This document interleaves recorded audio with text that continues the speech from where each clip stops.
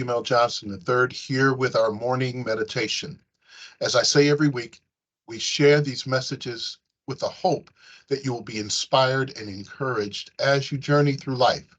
We are aware that as we do so together. And the best that we can offer each other are words of encouragement, words of inspiration, and even hand of support. It's good to have someone along the way on the journey with us that helps us as we are helping them as we make the journey. So, welcome to our morning meditation. Now, to this morning's meditation title, we want to share this message with you because we hope that it will provide support for you. We want to talk about rest for the weary. Rest for the weary. Recently, in a social media post, I recognized some words that surprised me. It was this wonderful statement, and I want to share it with you. The one who posted it said this, and I don't know if they made it up or it was a copy from a meme or something that I saw, but it says something like this: I am tired of being tired. Tired of being tired from being tired. Tired of being tired from being tired when doing tiring things. Tired of being tired when doing tiring things while tired. Many of us can identify with the fact that there is a thing called chronic fatigue, that we've become overwhelmed to the point where we have not been able to fully participate in our own lives. Just tired. Everywhere we go, all these conversations that we have, people are carrying such a load on their shoulders, especially as we have moved away from the weightiness of the pandemic. We have found ourselves just plain old worn out. Those who have served in capacities, whether it be a teacher or caring for loved ones, or maybe working in the hospital or healthcare, maybe just raising your kids, maybe some in their marriages have found that they are worn out for trying. And those who are trying to figure out how to care for parents who are aging, many people find themselves just spread thin and not able to do all that they have set out to do. And they are tired of being tired. Well, I want to talk a little bit about rest for the weary, because I am aware that as we journey through a life full of fatigue, a life full of weariness, a life full of times and challenges in which we are scrambling and scratching for rest, even when we go on vacation, it's such work just to get there. Many of us find ourselves just saying, what's it all for? So I want to share these words of encouragement and inspiration because I really do believe that all of us, as we're making our way through life, really need to find some rest. Rest for our weary souls, rest for our minds, rest for our bodies, rest for the relationships that we have and we are trying to nurture, rest so that we can show up fully as ourselves. You know, every now and then, someone said, it's good to get a good night's rest. You feel better the next day. You're sharper when you've had the kind of rest that you need. But it's one thing to be physically tired. It's another thing to be mentally tired, and dare I say, spiritually and emotionally tired. When we are spiritually and emotionally tired, it's really hard to show up as we are. So we often kind of mail it in, fake it, do the best we can. Or as someone would say, we fake it till we make it, or we just kind of dial it in and try to show up the best we can.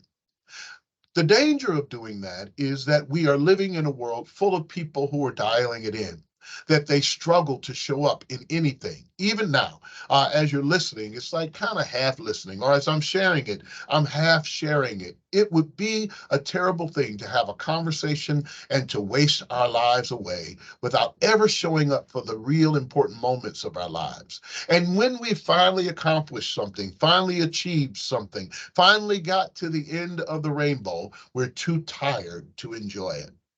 So I want to give you some handle of some good things I think will happen. When I start talking about rest, and we start talking about rest for the weary, our weariness comes from being in a moment where we're not quite sure about how to negotiate, not just how to deal with our tiredness, but how to deal with three things in particular. One, our pursuit of being great. Most of the time, we're weary because we have done so many things, spread ourselves so thin that the things that are most important to us, the things that would make the moment great, no longer gets to be great because we're too worn out to really experience it. So we throw things around like, if I ever get there, when I finally retire, when I finally make it, when I finally get to the goal. But the idea is to take a moment and grab the greatness of the moment right now. And in these moments in which we live, it's important to do so. So the conversations you may have may look a little different. It may say, what is it that I really want to get out of this conversation? What do I want to do in this moment in my life? Today, as I'm going to see this person, have this visit, or make this phone call, is it possible for me to put everything aside that I have to do beyond this moment and just simply be there in this moment with the person I'm talking with or with the thing that I'm trying to do so that I can embrace it and enjoy it? The desire to be great sometimes is important and is worth it. But to be great is not a accumulation of all the things. It's just simply enjoying the moment that you're in. When I was growing up, I remember reflecting on the difference between one trip to the same place. I remember when I was in middle school, a young adolescent about to go to high school, we had our eighth grade trip and we went to Six Flags over America. Yep, we went there. And all of our friends were there. And when I remembered that moment, it was one of the best times in my life. I had fun. My friends had fun. We laughed. We joked. We were culminating some part of our lives, but had the whole world before us to dream about. Later on, I tried to capture that moment much later and went to Six Flags, and it wore me out. I was tired. I didn't want to get on the rides. I couldn't wait to get back in my car, get back home, and get away from the amusement park. That's the way I felt when I took my kids to Disney World, the way I felt when I do a lot of different things, that the things that should bring joy now wear us out some. And it all boils down to a lack of rest. When you're weary, it's time to pull back and then recalibrate and reassess what's most important to you. And that is that thing that will make that moment great. The pursuit of greatness is good. But I want to say one more thing that I think is important, that I think is good to be able to give yourself some grace. Grace. There are a lot of people who work so hard, they do so much because they cannot find a way to reconcile the vision of what they think should happen and the reality of what's really happening. The person that they think they should become and the person that they really are. The things and the people they should be around and the people that they find themselves really around, or the things that encircle them that give them life. The things that ought to make them happy and the things that really do make them happy. In other words, it's the difference between going to the amusement park and really being amused by your children or your grandchildren or your pet or your family. Some people think the pursuit of things and money and position will give them the life that they've dreamed of when they've had family and loved ones and friends who love them much, who bring meaning and joy to their lives, leaving the things that we value, chasing the things that we hope will bring value, only to discover that what we looked for really wasn't it.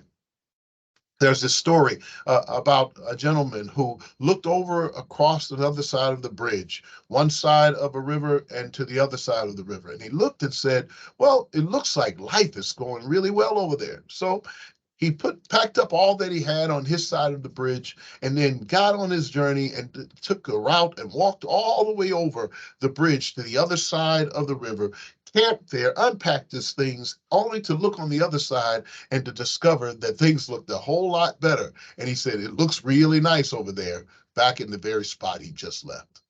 That's the way we find ourselves being weary, chasing after things that don't satisfy our very souls. Lastly, let me say this.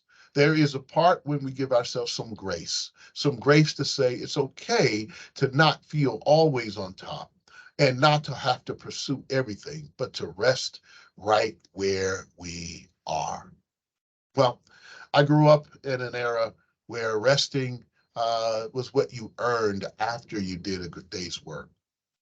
I am learning now resting is what you should do to enjoy the life you're living, because we may not get to the end where we can really rest and enjoy our lives. So rest along the way. Do a few things and then enjoy the rest of it, some part of it. You'll discover that life is worth it. Now, I started talking about rest for the weary, but I never identified and helped you understand what it looks like to be weary. If you're showing up and you're not really showing up, if you want to laugh, but you don't really see anything funny, if you're so worn out that you can't enjoy the people around you or to engage in the things that are there, it's probably an indication that you're weary. Weariness, there's a cure for, and that is finding rest. Rest for the weary. Not at the end of life. Don't wait to that, but start now. Give yourself some rest. Take a moment and give yourself a break. Some grace might be what you need. Because one way to know it in a real way is to know that grace is sufficient for the day. Whatever you've done today, whatever the day brings you, it's all right to let it pass.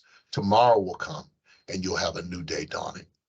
Have a great day. Have a great week. Have a great life. I hope this meditation helps you along the way. If you're weary and you need rest, it's okay. Give yourself permission. And also, know some of you say, I can't. I don't have time to rest. I don't have time to do it. I want to let you know you do. Just take a moment, a minute out of every hour, or a couple of minutes out of every hour, an hour out of every day, and you'll discover you'll find rest even in the midst of being weary. Don't be overwhelmed with being tired, but be focused on what it is that's happening right now in your life. You might enjoy it. Have a good one. Remember that you are loved, you're appreciated, and you're irreplaceable. Have a great one. Have a great afternoon, a great life, as I said before, and have a great day indeed. Thank you.